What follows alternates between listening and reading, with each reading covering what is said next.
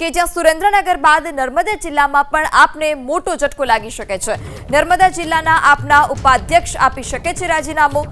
નર્મદા જિલ્લાના ઉપાધ્યક્ષ દેવેન્દ્ર વસાવા આપમાંથી નારાજ હોય, આપથી નારાજ હોય તે પ્રકારની ચર્ચા છે। એબીપી અસ્મિતા સાથેની વાતચીતમાં આપથી નારાજ હોવાનો સ્વીકાર કર્યો। ટેલિફોનિક વાતચીતમાં નારાજગીનું પણ દેવેન્દ્ર વસાવાએ કારણ આપ્યું છે। ચૈતર વસાવાના કટ્ટર સમર્થક છોડી શકે છે આપ। જિલ્લા પંચાયતની ચૂંટણી પહેલા આપને ઝટકો લાગી શકે છે તે નક્કી હોવાની વાત પણ સૂત્ર પાસેથી સામે આવી રહી છે। જિલ્લા પંચાયતની ચિંતના બેઠક પર ઉમેદવારને લઈ હજુ પણ નારાજગી હોવાની વાત છે। દેવેન્દ્ર વસાવા આપમાંથી ક્યારે રાજીનામું આપશે તે કહેવું મુશ્કેલ છે। આપમાંથી રાજીનામું આપ્યા બાદ દેવેન્દ્ર વસાવા બીજેપીમાં જોડાય તેવી ચર્ચા। વધુ માહિતી સાથે ચૈતર વસાવા પણ આપના નેતા આપણી સાથે જોડાઈ ચૂક્યા છે। જે ચૈતરભાઈ, કટ્ટર સમર્થક આપની પાર્ટી છોડી શકે છે, કયું કારણ હોઈ શકે છે અને નારાજગીને લઈ તેઓએ આપ સાથે કોઈ વાત કરી છે ખરી? હા, અમારે હમણાં જ અડધો કલાક પહેલા વાત થઈ છે, એમનો ફોન આવ્યો હતો મારા પર। તો એવી કોઈ વાત નથી કે કોઈ નારાજગી નથી કે આમ આદમી પાર્ટી છોડીને કોઈ ભાજપમાં જોડાવાની। એમણે જ મને કીધું, એવી કોઈ વાત નથી। આ તો બીજી કોઈ મીડિયા વાળા એમની રીતે છાપ્યું હશે, મારો કોઈ એવો ઈરાદો પણ નથી। અને ત્યાં જે એમની ચિકતા તાલુકા પંચાયત છે તે જિલ્લા પંચાયતની બેઠક એમના ઘરેથી એમના બેનશ્રીએ ગઈકાલે દાવેદારી પણ નોંધાવી છે, એટલે એવો કોઈ પ્રશ્ન નથી હાલમાં।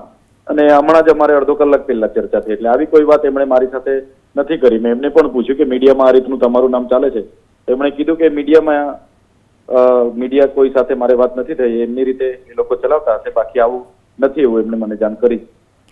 ચૈતરભાઈ, એબીપી અસ્મિતાએ પણ તેમની સાથે વાત કરી છે દેવેન્દ્રભાઈ સાથે, અને તેઓએ સ્વીકાર્યું પણ છે કે તેઓ પાર્ટીથી નારાજ છે।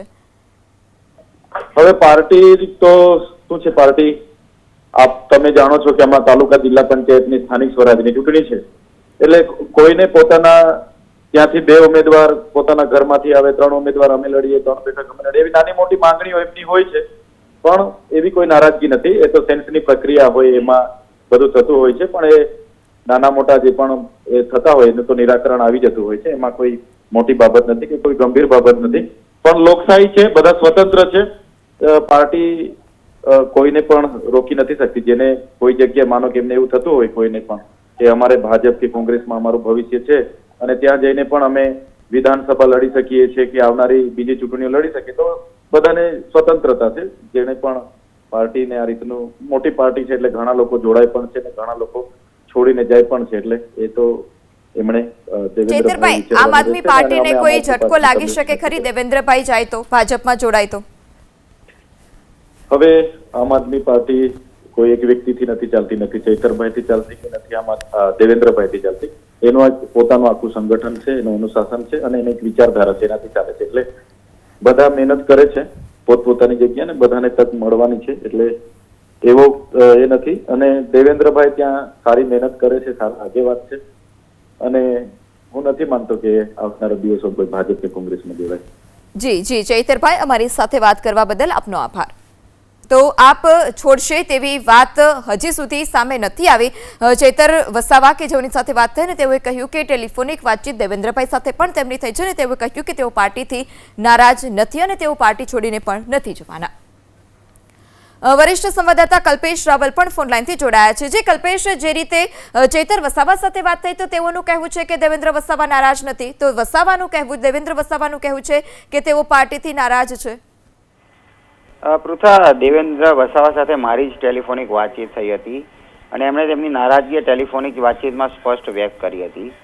હા, જોકે એમણે એ વાત ચોક્કસ કીધી હતી કે હું અત્યારે કોઈ નિર્ણય નથી લઈ કે હું પાર્ટીમાં રહીશ કે છોડીશ કે એ સંદર્ભમાં, પણ એમની સ્પષ્ટ વાત એ હતી કે અત્યારે હાલ જે સેન્સ લેવાની પ્રક્રિયા આમ આદમી પાર્ટીની ચાલી રહી છે જિલ્લા તાલુકા પંચાયતની ચૂંટણીઓના ઉમેદવારોને લઈને, એમાં એમની લાગણી એવી હતી કે જે પ્રકારનું તેમનું ભૂમિકા છે એ પ્રમાણે તેમને ચિકદા બેઠક જે છે એ એમના નામે જાહેર કરી દેવી જોઈતી હતી, એની ઉપર કોઈ અન્ય દાવેદાર ના હોય એ પ્રકારની એમની લાગણી હતી।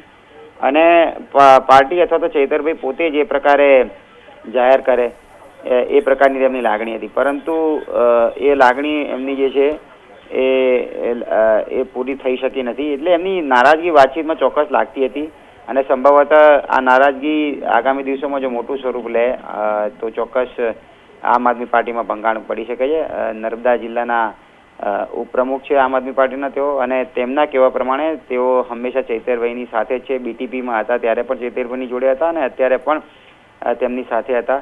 એટલે રાજકીય દ્રષ્ટિએ તેમને ચોક્કસ જિલ્લા પંચાયતની બેઠકના સંદર્ભમાં અસંતોષ ચોક્કસ છે.